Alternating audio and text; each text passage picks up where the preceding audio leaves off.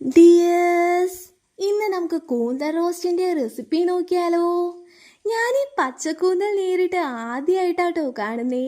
ഹോട്ടലുകളിൽ പോയി ഓർഡർ ചെയ്ത് കഴിക്കാറുണ്ടെങ്കിലും ഫസ്റ്റ് ടൈമാണ് ഈ ഐറ്റം നേരിട്ട് കാണുന്നത്. അപ്പോൾ ഒരു കൊച്ചുകുട്ടി എക്സൈറ്റ്മെൻറ്റ്. ഈ റെക്കോർഡിംഗ് വല്ല ഭാഗത്തും തോന്നിയാൽ കയ്യിൽ നിന്ന് പോയതാണെന്ന് കരുതിയാൽ ഇത്. അപ്പോൾ ആദ്യമായി കാണുന്ന ആശ്ചര്യത്തിൽ ഒട്ടനേകം സംശയങ്ങൾ വരുമല്ലോ, സ്വാഭാവികം. ഇതെന്താ അങ്ങനെ, അതെന്തിനാ ഇങ്ങനെ എന്നൊക്കെ. അപ്പം അതും മുറക്കി നടക്കുന്നുണ്ടേ. അല്ല, നമ്മൾ വിഷയത്തിൽ നിന്ന് തെന്നി മാറുന്നു. റെസിപ്പി വേണ്ടേ? അപ്പോൾ കൂന്തൽ നന്നാക്കി കഴുകി വൃത്തിയാക്കി മുറിച്ചെടുത്തിട്ടുണ്ടേ.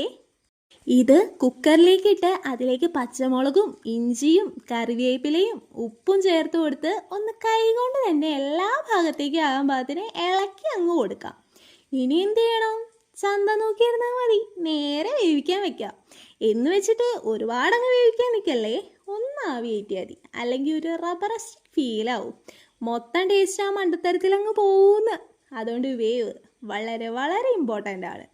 അപ്പോൾ അതങ്ങ് മാറ്റി വയ്ക്കാം. ഇനി നമുക്ക് ചട്ടി ചൂടാകുമ്പോൾ എണ്ണ ഒഴിച്ച് കടുകിട്ട് കൊടുക്കാം. അതിൻ്റെ പൊട്ടലും ചീറ്റലും ഒക്കെ കഴിയുമ്പോൾ തേങ്ങാക്കൊത്ത് ഇട്ട് കൊടുക്കാം. ഇതിലിടണ തേങ്ങാക്കൊത്ത് കടിക്കുമ്പോഴുള്ള ഫീലുണ്ടല്ലോ, ഒന്നും പറയാനില്ല, കിട്ടില്ല ടേസ്റ്റാ. ബീഫിലെ തേങ്ങാക്കൊത്ത് പോലെ തന്നെ ഇതും ഏകദേശം അതുപോലൊക്കെ തന്നെ. ഇനി ഇതിലേക്ക് സവാള ഇട്ട് കൊടുക്കാം. നന്നായി വഴണ്ടു വരുമ്പോൾ കറിവേപ്പില കൂടി ഇട്ട് കൊടുക്കണം. ഇതിലേക്ക് ഇഞ്ചിയും വെളുത്തുള്ളിയും ചതച്ചത് ചേർത്ത് കൊടുക്കാവേ. മഞ്ഞൾപ്പൊടിയും ചേർത്ത് കൊടുത്ത് നന്നായി ഇളക്കി കൊടുത്തോ.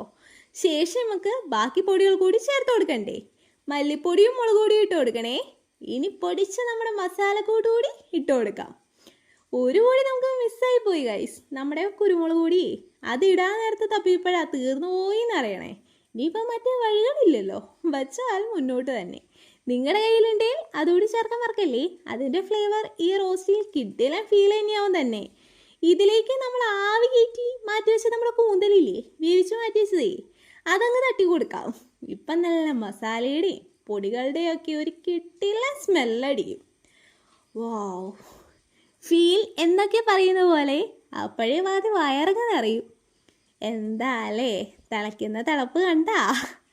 ഇനിയിപ്പോൾ ഗ്രേവി ടൈപ്പാണ് വേണ്ടതെങ്കിൽ അങ്ങനെ ഈ ചാറങ്ങ് വറ്റിച്ചെടുത്താൽ കിട്ടില്ല കൂന്തൽ റോസ്റ്റുമായി. ഇനി ചോറെടുത്ത് കുറച്ച് റോസ്റ്റ് ഇട്ട് സിമ്പിളായ ഒരു സലാഡ് കൂടി ഉണ്ടാക്കി അങ്ങ് കഴിച്ചാലുണ്ടല്ല. മീറ്റ് ഫിഷ് ഐറ്റംസിൻ്റെ കൂടെയൊക്കെ സാലഡ് നിർബന്ധമുള്ള ടീംസാട്ടാ ഞങ്ങൾക്ക് നിർബന്ധമാണ്. നിങ്ങളും ട്രൈ ചെയ്ത് ഫീഡ്ബാക്ക് അറിയിക്കണേ. അടുത്ത ഒരു കിട്ടിയ റെസിപ്പിയായി വൈകാതെ വരാട്ടോ. അപ്പോൾ വീഡിയോ മിസ്സാകാതിരിക്കാൻ സബ്സ്ക്രൈബ് ചെയ്ത് വെച്ചേരേ. അപ്പോൾ ബൈ ബൈ.